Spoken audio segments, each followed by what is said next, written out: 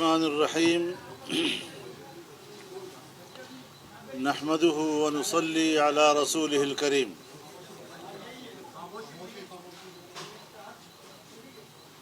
آج supreme court نے قادیانی مبارک ثانی مقدمے کے حتمی فیصلے کو اناؤنس کیا ہے اور انہوں نے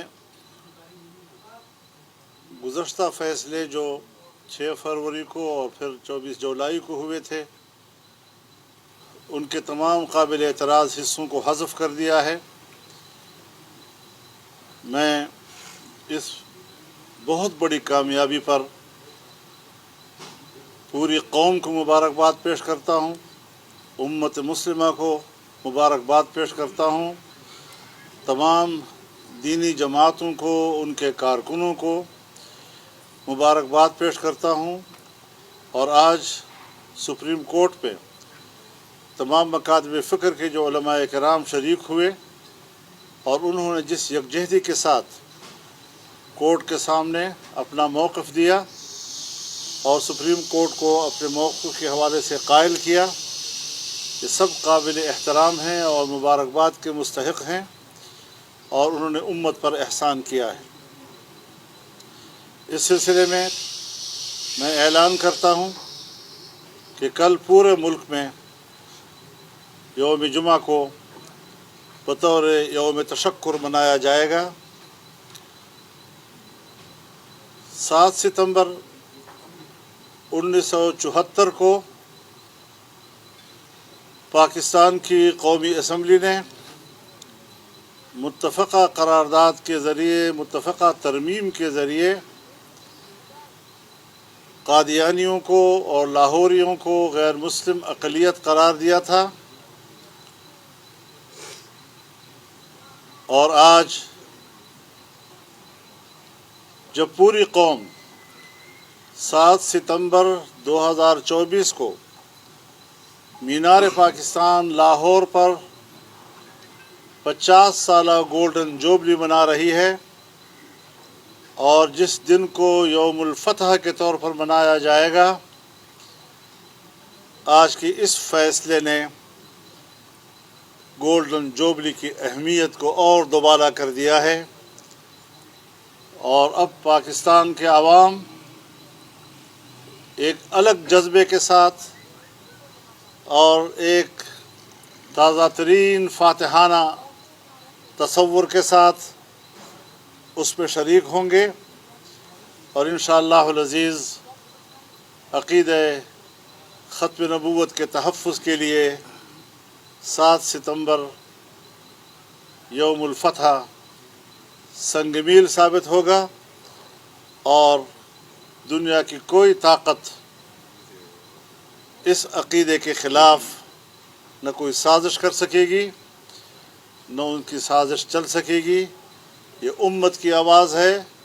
یہ پوری قوم کی آواز ہے، یہ متفقہ آواز ہے۔ ہم ان کے انسانی حقوق کو تسلیم کرتے ہیں، لیکن ضروری ہے کہ وہ پاکستان کے آئین اور آئین کے فیصلے کو تسلیم کریں۔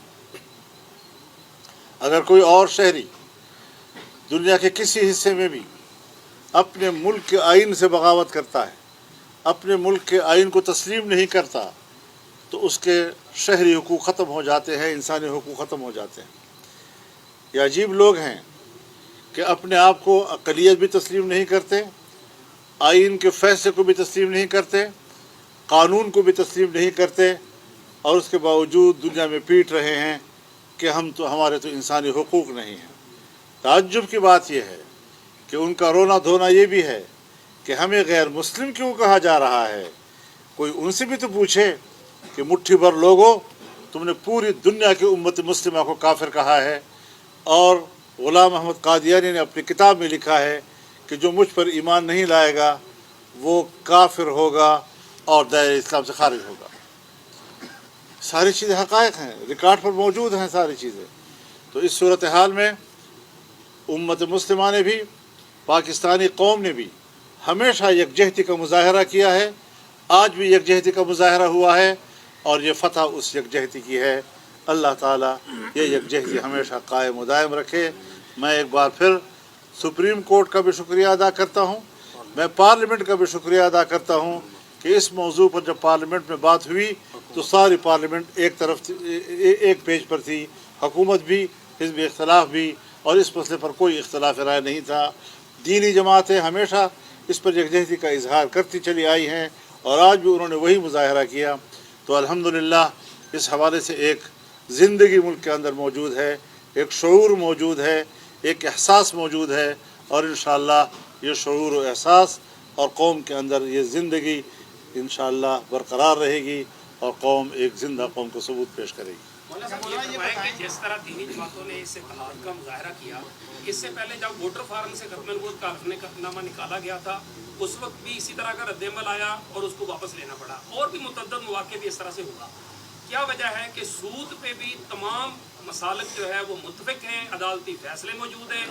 اسلامی نظریاتی کونسل کی سفارشات پہ، قانون سازی کے معاملے پہ یہ سب کچھ موجود ہے؟ کیا وجہ ہے کہ دینی جماعتیں اس ایک بڑا بھاری پتھر جو ہے اس کو اٹھانے میں کامیاب کیوں نہیں ہو رہی، اور کیا اس اتحاد کو ان مقاصد کے لیے بھی آگے بڑھایا جائے گا؟ ہاں، یہ بات آپ کی بالکل بجا ہے کہ سود کے مسئلے پر بھی پوری قوم متفق ہے، علماء متفق ہیں، تمام مکاتب فکر متفق ہیں، لیکن یہاں پر حکومت کو انکار نہیں تھا۔ حکومت کو اس حوالے سے کسی قسم کی قانون میں تبدیلی یا ترمیم کا بھی انکار نہیں تھا، بلکہ اس فیصلے کے خلاف خود بینک چلے گئے کورٹ میں اور بینکوں نے اس حوالے سے اسٹے لیا ہوا ہے۔ تو یہ معاملہ جو ہے وہ اس طرح اس نوعیت کا نہیں ہے، تھوڑی ذرا اس کی قانونی و آئینی حیثیت ذرا مختلف ہے۔ مولانا یہ بتائیں، آج کے اس معاملے میں آپ کی چیف جسٹس سے بھی ملاقات ہوئی ہے اور پھر اس میں مشاورت بھی ہوئی ہے، ایک اپنے ہی فیصلے کو چیف جسٹس نے متنازع قرار دیا اور اس پر جو ہے ریورس کر کے تو اس کو تنازع ختم کر دیا گیا۔ اس تمام عمل میں آپ کو چیف جسٹس کا جو عمل تھا، معاملہ تھا، کیسے نظر آیا؟ میرے خیال میں انہوں نے بہت ہی فراخ دلی کا مظاہرہ کیا ہے، اور بحث تو ہوئی کیوں ہوا، کیسے ہوا، ایسا نہیں ہونا چاہیے تھا، آئندہ بھی نہیں ہونا چاہیے، یہ ساری چیزیں ڈسکس ہوئی ہیں۔ لیکن بہرحال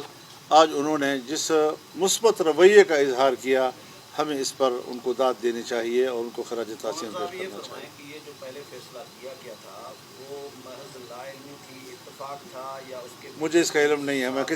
کسی مقدمے میں پیش نہیں ہوا ہوں، آج پیش ہوا ہوں۔ آپ تمام سماعت میں وہاں پر موجود رہے، آپ ماشاءاللہ بہت سارے حوالے ماضی کے بھی آتے رہے، آج مختلف آپ کو بار بار دیکھا، آپ نماز کے لیے صرف گئے اور اس کے بعد جج صاحب نے جب آپ کو کہا کہ آپ مکمل سماعت سن کے جائیے گا تو پھر آپ وہاں پر موجود بھی رہے۔ کیسا دیکھتے ہیں کہ کیا یہ اس طرح سے بار بار ریویو پٹیشن اور پھر آگے جو معاملات اب چلیں گے، کیا اعتبار کیا جا سکتا ہے؟ یہ جو نہیں، عام کارکنان ہیں، میرے خیال میں اس وقت میرے یہ سوال کا تناظر یہ ہے کہ عام جو کارکنان ہیں، جو عام لوگ ہیں، وہ ریاست پر اس طرح اعتبار نہیں کرتے قادیانیوں کے معاملے نہیں، میں۔ میرے خیال میں دیکھیے بات یہ، قادیانیت کے خلاف تو سوچ ایک ہی ہے۔ باقی جب ایک شخص اتنے بڑے منصب پر فائز ہو کر اعلان کہتا ہے کہ ہم انسان ہیں، ہم سے غلطی ہو سکتی ہے اور ہم اس کی ازالے کے لیے تیار ہیں، تو اتنا کافی ہے میرا خیال ہے۔ مولانا صاحب، حکومت بھی اس معاملے میں آپ کے سیاسی مکمل طور پر آج آپ کی محنت ہے، جو بھی ہوا آپ کو اس بات پر بردا دیتے ہیں، تو آپ حکومت کے لیے بھی لفظ کہیں گے اس معاملے میں؟ میں نے کہہ دیا نا جی، میں نے کہا چونکہ حکومت اور اپوزیشن ایوان کے اندر بھی ایک پیج پہ تھے اس مسئلے پر، سب مبارکباد کے مسئلے۔ مولانا صاحب، پیر کے دن بھی ایک احتجاجی مظاہرہ ہوا اسی فیصلے کے خلاف، جو جمعیت علماء اسلام کے ورکرز تھے وہ سپریم کورٹ کے باہر بھی گئے تھے، آج پرائم منسٹر نے تحقیقات کا حکم دے دیا ہے، تو اگر ان ورکر کے خلاف کوئی مقدمہ درج ہوتا ہے تو آپ کیا؟ میرے خیال میں یہ جمہوریت میں ساری چیزیں چلتی رہتی ہیں، ہر مسئلے پر احتجاج بھی کرنا پڑتا ہے تاکہ ریاستی ادارے متوجہ ہوں اس طرف کہ پبلک کیا چاہتی ہے۔ اگر آپ پبلک میں نہیں جائیں گے، آپ احتجاج نہیں کریں گے، آپ کی آواز کوئی سنے گا ہی نہیں، تو اس طریقے سے تو پھر وہ مسئلہ ہی دب جاتا ہے۔ تو مسئلے کو زندہ کرنے کے لیے نکلنا بھی پڑتا ہے، احتجاج بھی کرنا پڑتا ہے، مقدمے بھی درج ہوتے رہتے ہیں، اور یہ سارا سلسلہ چلتا رہتا ہے۔ یہ تعصب بھی کبھی کبھی ملا کہ شاید اس میں کوئی عالمی طاقتیں بھی ملوث تھیں یا کوئی آپ کو منصب نظر آئے، ایسا اگر ہے تو پھر ان کے لیے کیا پیغام ہے؟ دیکھیے، ہم تو ان کو بھی یہ کہنا چاہتے ہیں کہ وہ غیر آئینی عمل کو سپورٹ نہ کریں، اور یہ کوئی ایسا مسئلہ نہیں ہے کہ دیکھیے تحریک بھی چلی ہے 1953 میں، ہزاروں لوگ شہید ہو گئے، اس میں کامیاب نہیں ہوا جی۔ لیکن اب پارلیمنٹ کا فیصلہ آ گیا تو دنیا جو جمہوریت کی بات کرتی ہے، اداروں کی بات کرتی ہے اور اداروں کے فیصلوں کو احترام دیتی ہے، پاکستان کے قومی اسمبلی کے فیصلے کو قبول کیوں نہیں کیا جا رہا؟ نمبر ایک۔ دوسری بات یہ ہے کہ جنوبی افریقہ کی عدالت نے بھی تو ان کے خلاف فیصلہ دیا ہے۔ آخر انہوں نے اسلام کی بنیادی اصول اور بنیادی سٹرکچر جو ہے اس کا مطالعہ کیا ہوگا، اس کو پوری طرح پڑھنے کے بعد وہ اس نتیجے پر پہنچے ہوں گے کہ پھر اگر یہ عقیدہ ان کا ہے تو وہ مسلمان نہیں ہے۔ مقدمہ بہاولپور ایک مشہور مقدمہ ہے، وہ عدالت تھی اور عدالت کے سامنے دونوں فریق پیش ہوئے۔ حضرت مولانا انور شاہ کشمیری رحمۃ اللہ علیہ باقاعدہ دیوبند سے آئے اور انہوں نے وہاں پر بڑی لمبی بحث کی اور بالآخر ان کو قائل کر دیا اور انہوں نے فیصلہ دے دیا۔ تو عالمی فورم پر بھی ان کے خلاف فیصلے آئے ہیں، اور جو لوگ ان کو، جیسے مثال کے طور پر مرزا غلام احمد قادیانی خود لکھتا ہے کتاب میں کہ میں انگریز کا خود کاشتہ پودا ہوں، تو آج یہ جماعت جو ہے یہ مغرب کا خود کاشتہ پودا ہے، تو اس کو سپورٹ کر رہے ہیں۔ جس طرح اسرائیل ان کے لیے بس ناجائز بھی ہے تو ان کا بچہ ہے، اور ناجائز بچے کو بھی وہ قبول کر رہے ہیں۔ 40,000 50,000 تک انسانوں کو انہوں نے خون پی لیا ہے اور وہ دفن ہو چکے ہیں۔ یہ کوئی انسانی حق نہیں ہے کہ امریکہ اتنے بڑے زیادہ خون کو اور عام آدمی کے خون کو بہتے ہوئے دیکھ رہا ہے اور پھر بھی اسرائیل کو سپورٹ کر رہا ہے۔ کس منہ سے امریکہ آج کے بعد انسانی حقوق کی بات کرتا ہے؟ جو اس نے افغانستان میں کیا، جو اس نے عراق میں کیا، جو اس نے لیبیا میں کیا، جو اس نے شام میں کیا اور ابھی تک کر رہا ہے اور آج فلسطین میں کر رہا ہے۔ تو اس دنیا کو ہم یہ پیغام دینا چاہتے ہیں کہ یا تو آپ بنیادی بین الاقوامی مسلمہ اصولوں کو تسلیم کریں اور اکثریت کو سپورٹ کریں، اصول کو سپورٹ کریں، کانسٹیٹیوشن کو سپورٹ کریں۔